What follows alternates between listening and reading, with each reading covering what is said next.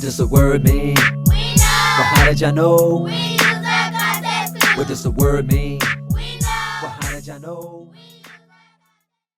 Hello, parents. My name is Vincent Taylor, and I'm here with my friend Isaiah Walker, but some of you may know him by a different name. We call him Cornbread. Cornbread, tell everyone hello. All right. So what we're going to do today is introduce you to 8 What's wrong? It's not 8? I thought we agreed on 8. Oh, okay. All right, I'm sorry, parents. We're going to introduce you to 9 educational tips. Cornbread, I thought it's more than 9? Okay. All right, okay. All right, parents, I'm sorry.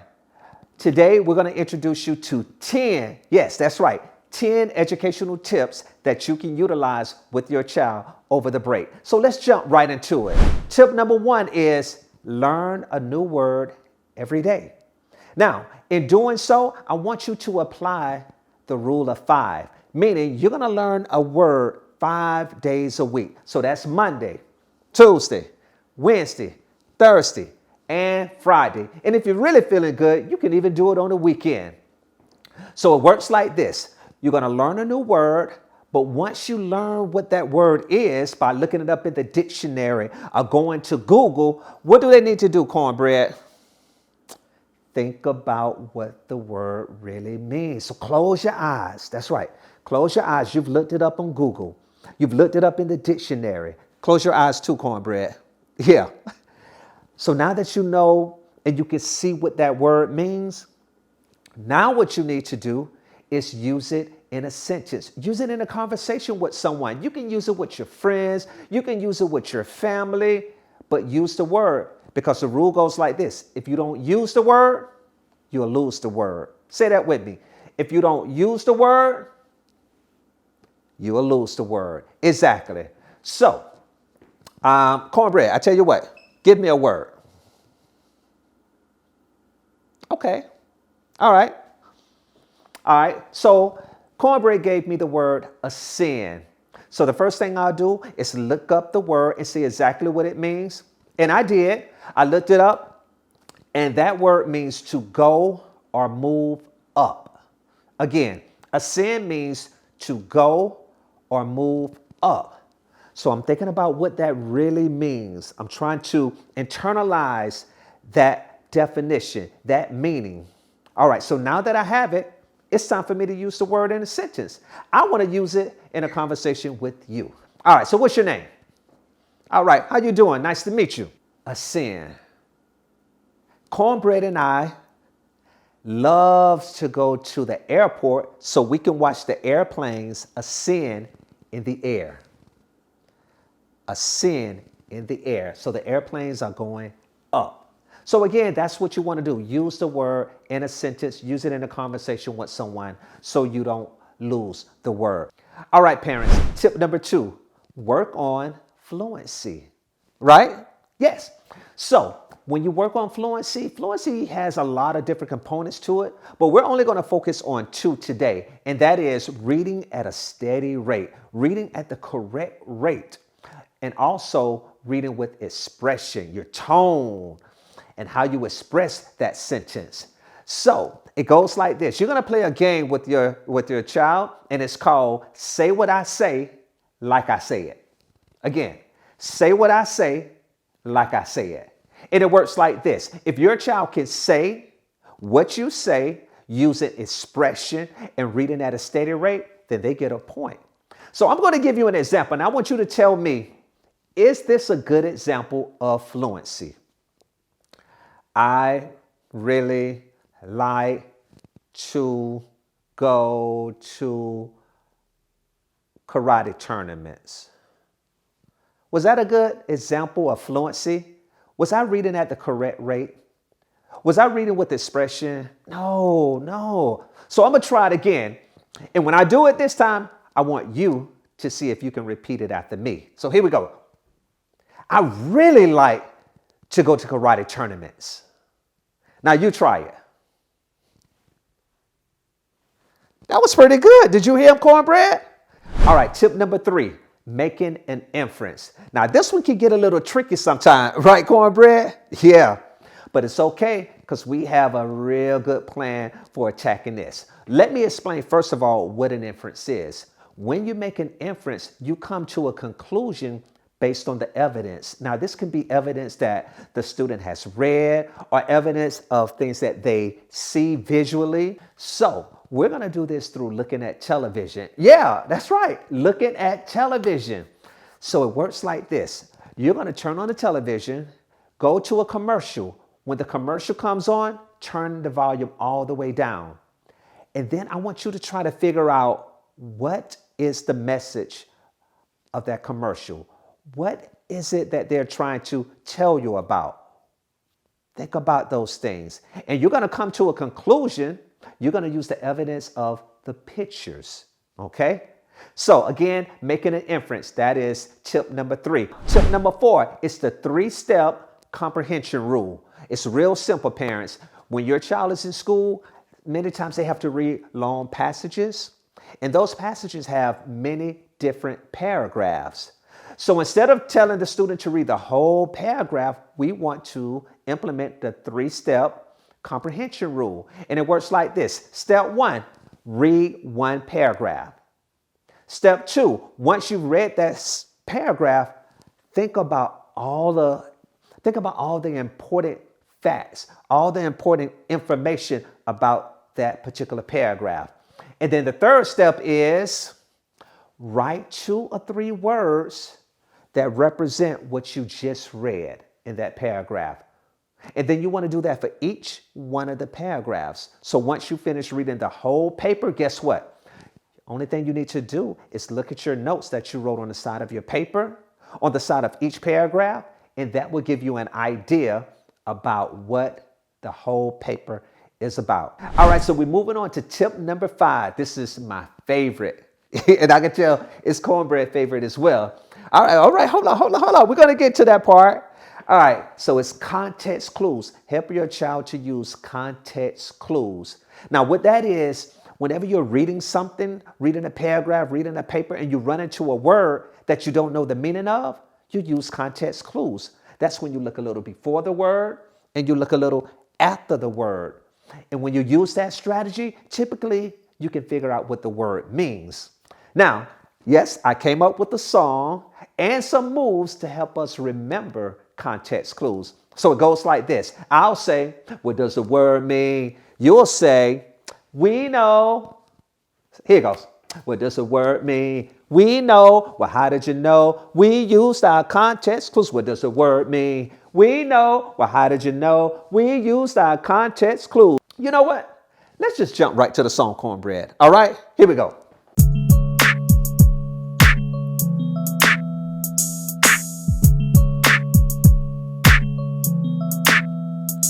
What does the word mean? We know. Well, how did y'all know? We use our context clues. What does the word mean? We know. Well, how did y'all know? We use our context clues. First we look a little before the word, and then we look a little after the word, and then we check for clues, figure it out. I'm sure the meaning will come, so choose this route. First we look a little before the word, and then we look a little after the word, and then we check for clues, figure it out. I'm sure the meaning will come, so choose this route. What does the word mean? We know. Well, how did y'all know? We use our context clues. What does the word mean? We know. Well, how did y'all know? We use our context clues. What does the word mean? We know. Well, how did y'all know? We use our context clues. What does the word mean?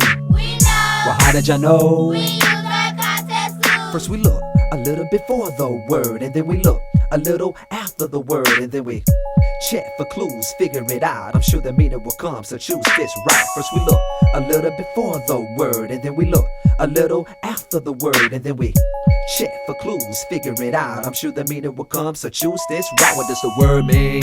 We know. Well, how did y'all know? We use our context clues. What does the word mean? We know. Well, how did y'all know? We use our context clues. What does the word mean? Oh, man, that was fun. Did y'all have fun doing that? Cornbread, did you have fun?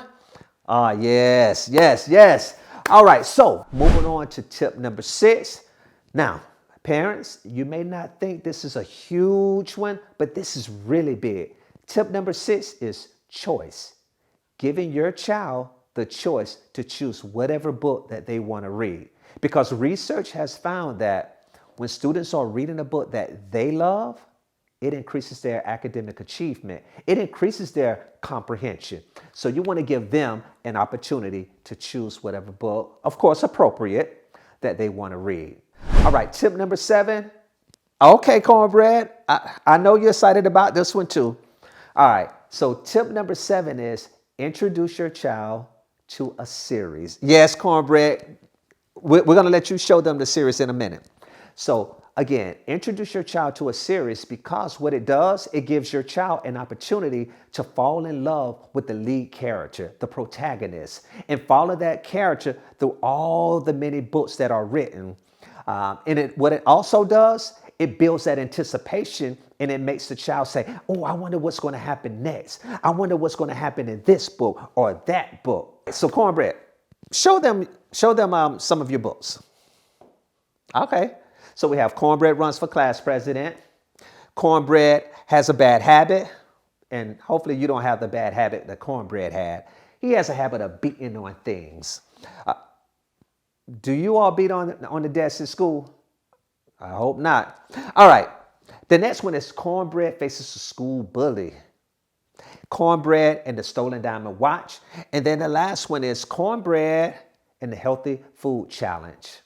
So parents, that was the Cornbread series, but please check the internet because there's a lot of different book series out there that I know your child would like. All right, so we're moving on to tip number 8. Yes, we're almost to the end, Cornbread. All right, what are you doing? Why are you dancing? There's no music playing. All right, so tip number 8 is have your child become pen pals with someone. Yes. When they become a pen pal with someone, it gives them an opportunity to work on their writing skills. They can work on expository writing where they're explaining something, or they can work on a persuasive paper where they're trying to convince someone of something. The other thing it does, you know what, Cornbread? You know what else it does? It gives them an opportunity to work on their spelling, their grammar, the punctuation, all of those great things that they're going to be faced with when they're in class. So giving them that practice. And hey, who wouldn't like to receive a pen pal letter? Cornbread, would you like to receive a letter? Do you want a pen pal? Okay, all right, I'm just curious. So we just went over the 8 educational tips, but there's 2 more left. And guess what? We're going to talk about some math because guess what? Cornbread loves math, don't you? Yeah. All right. Tip number 9 is multiplication facts. Parents, please give your child an opportunity to practice those math facts. Now, I know many of us, well, hold up. Cornbread, do you know your math facts? So? Okay. Well, I tell you what, it sounds like you probably need to practice too. So this is what we're going to do, parents. If you can, get some flashcards, or you can even create some flashcards. And don't focus on all of the facts because most of our students already know our 1s, the 2s, 3s, 4s, definitely the 5s and 10s. And what they need to remember is the commutative property.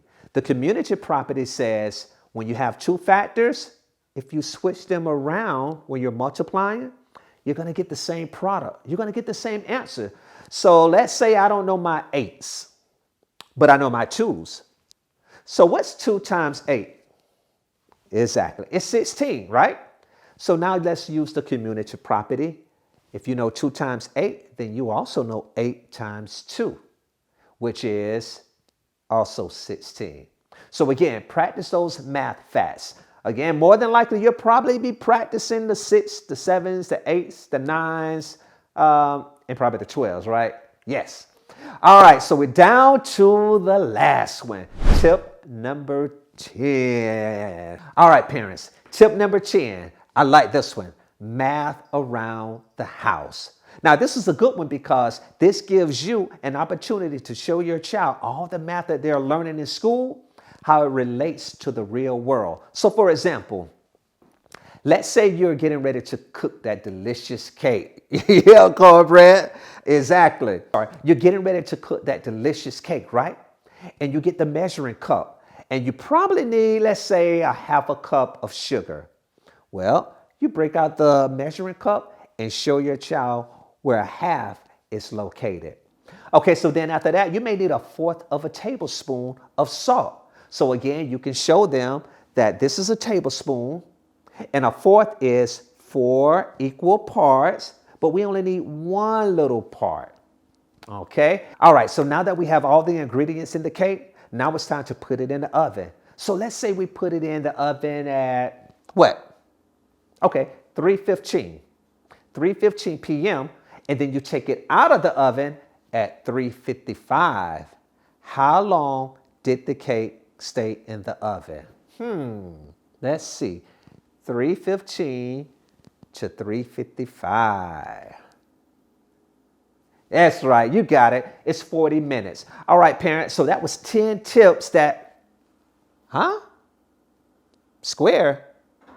Oh, okay. Okay. I remember. All right. So what Cornbread is saying, parents, is if you had a picture and you needed to buy a frame for it, you would need to know the dimensions. So the width going across would be 5. The length going down is 7 inches. So again, that's math in buying that picture frame. So let's say we wanted to take it a step further. You have the dimensions, 5 inches going across, which is your width, and 7 inches going down, which is your length. You wanted to find the area. So you want to multiply 5 times 7. Cornbread, do you know the answer before I say what it is? You do? Well, guess what? I think I know it too. And you can let me know if I'm right or not. All right. So 5 times 7 is 35. So the answer is 35 inches for the area. Yes. No? I'm wrong? What do you mean? Oh, okay. All right. So I'm sorry. Whenever you find an area, the answer is in square units. So it's not 5 times 7 is only 35. It's 35 square inches. All right. Well, I hope you all had fun today. I had fun, and enjoy your break and be careful. Come on, Cornbread.